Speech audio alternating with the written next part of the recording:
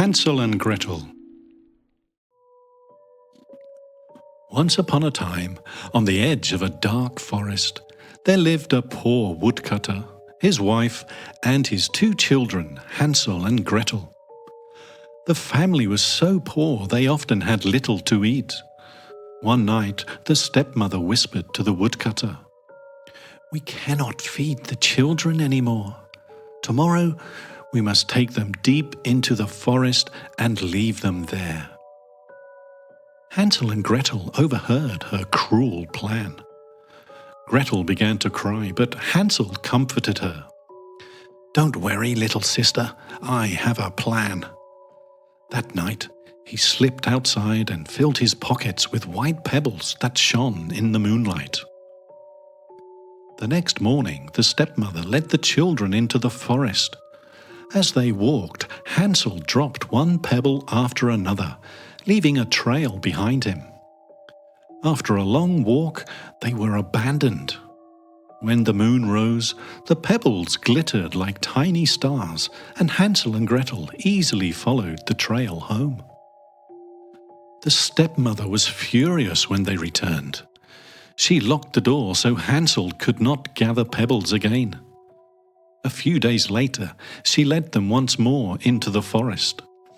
This time, Hansel crumbled a piece of bread and dropped crumbs along the way. But when night came, the birds had eaten every crumb. Hansel and Gretel were lost. They wandered for hours, tired and hungry, until they saw a strange little house in the woods. To their amazement, it was made of gingerbread, candy and cakes. The windows were sugar, and the roof was chocolate. "Let's eat," cried Hansel. They broke off pieces and tasted the delicious sweets. Suddenly, the door creaked open, and out came an old woman, leaning on a cane. She smiled kindly. "My poor children," she said, "come inside.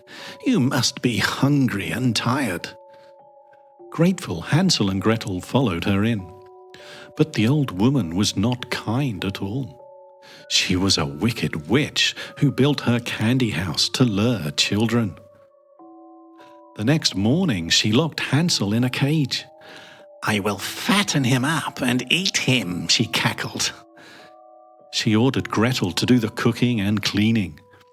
Every day the witch checked Hansel's finger to see if he was growing plump.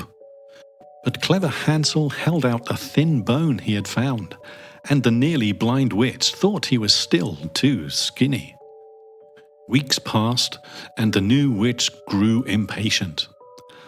"Plump or not, I will eat him tomorrow," she shouted. She told Gretel to heat the oven. Gretel's heart pounded, but she kept her wits. When the witch bent down to check the oven, Gretel gave her a mighty push. The witch fell inside, and Gretel slammed the door shut. The children were free. They searched the house and found treasures of gold and jewels. Carrying as much as they could, they ran into the forest. At last, they found their way home.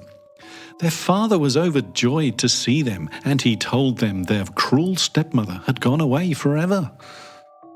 With the treasures they had brought back, Hansel and Gretel and their father lived in happiness, never hungry again.